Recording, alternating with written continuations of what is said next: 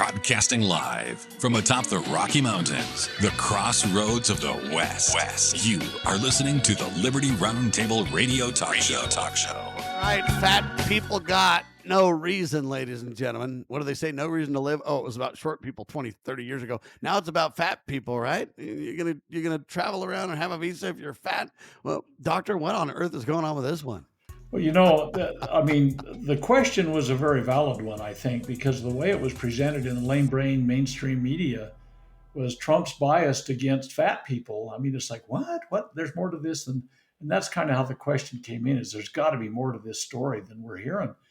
And basically, what it boils down to is that there's been a cable go out to all the consuls around the world that they want them to examine the people that are coming in for visas. This probably will not be implemented upon people that are coming for vacation or, just kind of traditional travel. But if you're coming here to stay, there's putting an additional focus on health. And the fat part of it came in because of the diabetes part that seems to be prevalent oftentimes when people that have probably, that's a precursor or maybe even it's the symbol of what diabetes has to do with, and cardiovascular and so on and so forth. So there these people that are doing the visas are being told to vet the people that are trying to get in with some kind of a health focus too. Now they're not doctors, and so there's a lot of people raising flags of concern about this. But there's always been a health issue for people that came in. In fact, Yeah, if you go to what is it, Ellis Island, and they literally talk about and show you how it used to be. They'd have you walk up the stairs and see if you limped, and then do all kinds of stuff, right? there's all sorts of things. They were looking for economic stability too. Were you going to become a public welfare case? And there weren't a lot of safety. When my grandma came through and back in the 1890s, there wasn't a big welfare system in terms of providing government largesse for people. And the statistics, and they vary day to day and time to time, but roughly about 30% of the people that showed up on the front door ended up getting turned around and sent back. And it was for a lot of reasons. If you had, if you lacked, I guess I should say, the economic means of supporting yourself, if you came in with tuberculosis, they had doctor's exam and stuff like that, they turned you around, sent you back. But what this has to do with is they don't want any long-term drags on the economy, because people get here and they stay, and pretty soon you've got $100,000 worth of care for this problem or that problem every year, and they're trying to vet those things out. And again, it's a very imperfect process, but it isn't just focused on fat people. It's the fat was what was presented. Because that's the way you make Donald Trump look like a buffoon and evil and hate-filled and just full of vitriol and nothing of substance. Whereas the truth is different, right? Absolutely. And when you get the rest of the story, it's not a great variance from what it's always been. They don't It's want just a health heightened problems. focus on it for legitimate reasons. We're not saying that we hate these people. We're just simply saying that if you're going to become part of America, we don't want you to become a liability. We don't want you to spread illness. We don't want you to have allegiance to your foreign nation. We don't want you to do these things. If so, you just need to go back where you came from. Now, if you want to come to the United States and you want to follow the laws and you want to follow the procedure and you want to do it right and learn of America and speak English and become an American and have loyalty there too, hey, we're working on ways to make that happen, and we've already made that happen more than any other country in the history of the world. So there you go. Anyway, fat people got no reason, but the truth is it's a broader discussion than that. Sound bites don't tell you the tale is the problem. So we got to bring it up here and straighten it all out for everybody to understand. In this case, we defend that you got to have healthy people come to America. We're not saying that you're a bad person otherwise, but we cannot have people coming to the country that just basically become too many people too fast, putting too many services really at risk or overwhelming those services and creating divisions in the country more so than we've already got. I guess Matt Van Epps in the news, Doctor. Well, the Tennessee, I think District 7 is what he was in, had a special election this week, and totally, I don't know of a district that would be showing as more red than that. It's traditionally always been Republican. and the people that were saying, "Oh, it's a foregone conclusion." Well, here's the deal. This is my kind of takeaway.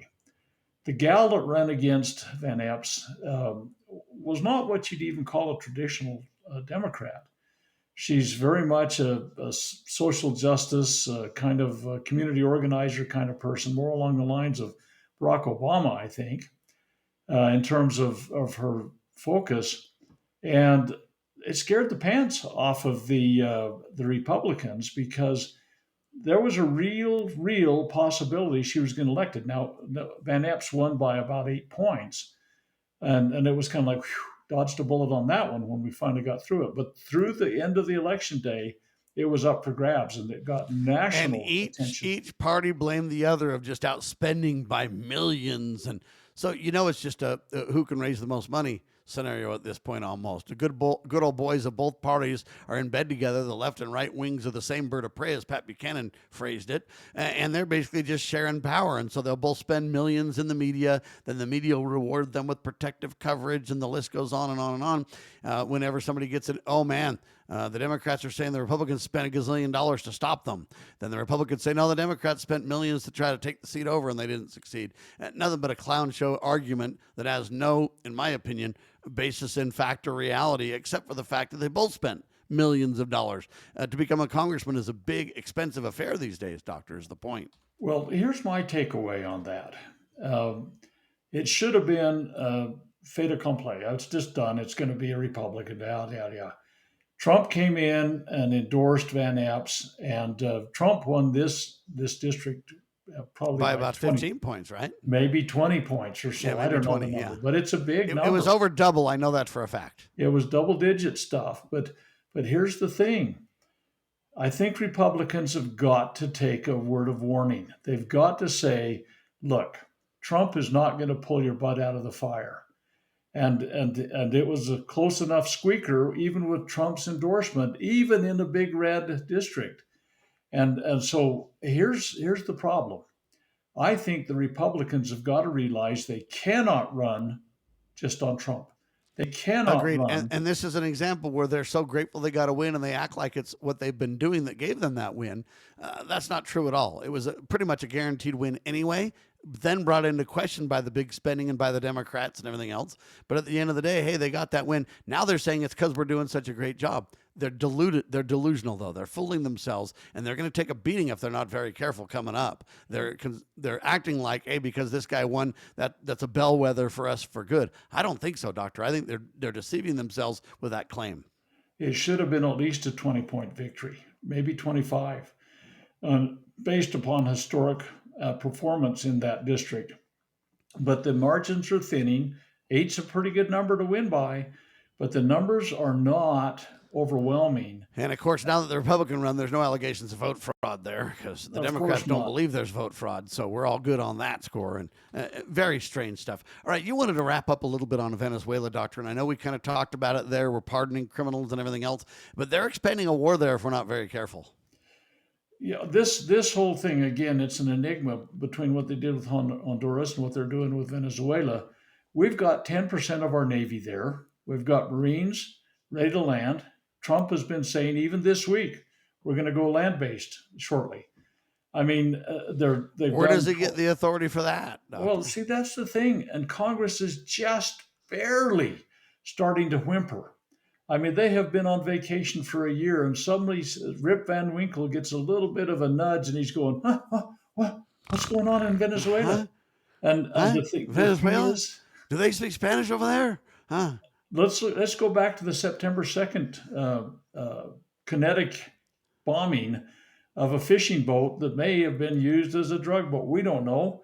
There's been no evidence. Well, so we need evidence, though. I mean, George Bush said, "Hey, there's weapons of mass destruction over there," and it was a lie. There was no evidence. We need the evidence on this, President Trump and others. If you're going to make this claim and you're really going to take lives and you're really going to blow up boats and you're going to play in international waters like this, making all kinds of enemies everywhere over this action, where's the evidence? Well, it's pretty thin. In fact, there has been none presented that's got it into the press. But here's the deal. This is even more egregious than I'm sure war is the most onerous thing a nation does, and it's got to have checks and balances, and that's why it's in the hands of the Congress. And I could give you quotation after quotation of the founders' position on this.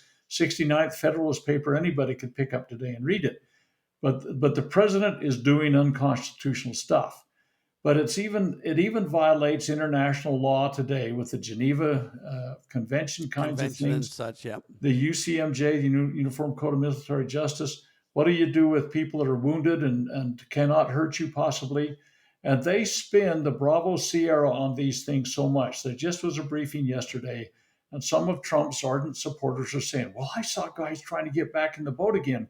They could have tried to combat us. They didn't even know where the bomb came from.